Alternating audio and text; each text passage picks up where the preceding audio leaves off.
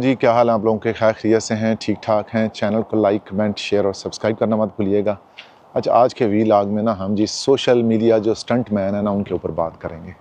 मैं अक्सर social media देखता रहता हूँ और वहाँ पे बहुत सारे लोग जो हैं अजीबो गरीब तरह की चीज़ें पोस्ट कर रहे होते हैं। अच्छा, सोशल मीडिया के ऊपर जो है अगर आप ई-कॉमर्स पे काम करते हैं तो ज़ाहिर है आप मुख्तलिफ़ तरह की पोस्टों पे अपना इंटरेस्ट शो करते रहते हैं, कमेंट करते रहते हैं, देखते रहते हैं। और एक पोस्ट मैं देखता हूँ जी, बंदों ने मतलब एक थोड़ा-सा ना इसको हवा बना दिया हुआ है। हवा किस तरह जी, किसी का जी 200 पाउंड का पे आउट आ रहा है, और छलांगे मार रहा है जी, ये देखो जी मैंने जी गाड़ी ले ली है, टोयोटा ले ली है, मैंने ये घर ख़रीद लिया है और मैंने जी ये बना दिया है, पहले हम भी ये करते थे, अभी हम ये करते हैं, हमारा 200 पाउंड का पे आउट आ गया। किसी ने कहा जी ये देखें हमारे अकाउंट में जी 1200 पाउंड आ गए हैं जी, 1700 पाउंड का पे आउट आ गया। मैं वैसे इस तरह के लोगों के ख़िलाफ़ नहीं हूँ, ना ही मुझे कोई इनसे दुश्मनी है, लेकिन मैं समझता हूँ कि जो रियलिटी है ना वो आपको ये नहीं बताते हैं। फॉर एग्ज़ाम्पल हम एक जनरल मिसाल ले लेते हैं। आप एक ईबे के अकाउंट पे काम कर रहे हैं और आफ्टर 3 मंथ्स आपको 700 पाउंड का, 1000 पाउंड का चलें आप कह लें जी पे आउट आ गए।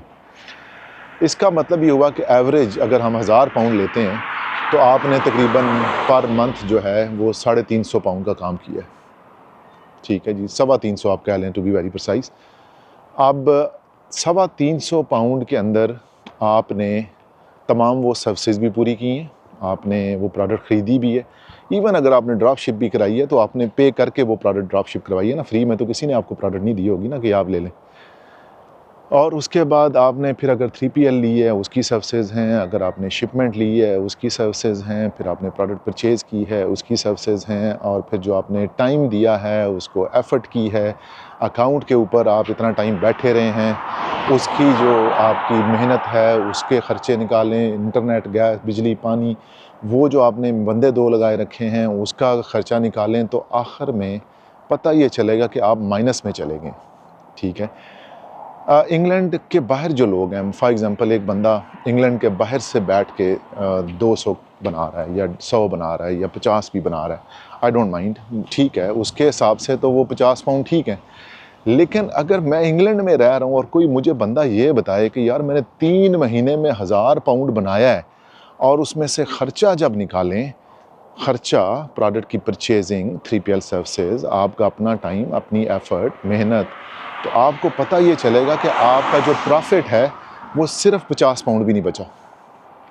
50 पाउंड।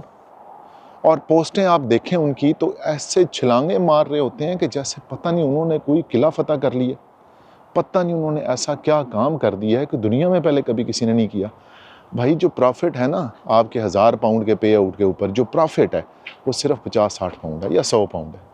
खर्चे मर्चे ये निकाल के सब कुछ, आप बैलेंस जब शीट निकालते हैं ना, बैलेंस शीट आपको कोई नहीं दिखाएगा कि ये हमने जो 1000 पाउंड है इसमें से प्रॉफिट कितना हुआ है। कभी आज तक किसी ने बैलेंस शीट नहीं अपनी दिखाई कि यार ये खर्चा कितना हुआ था, कितना हमने निकाला है और कितना प्रॉफिट हुआ है। हाँ, ये ज़रूर बताते हैं जी पे आउट 1000 का आ गया, वो असल में 1000 नहीं होता मेरे भाइयों। वो जो पे आउट होता है 1000, वो टोटल सेलिंग होती है इंक्लूडिंग सारा कुछ।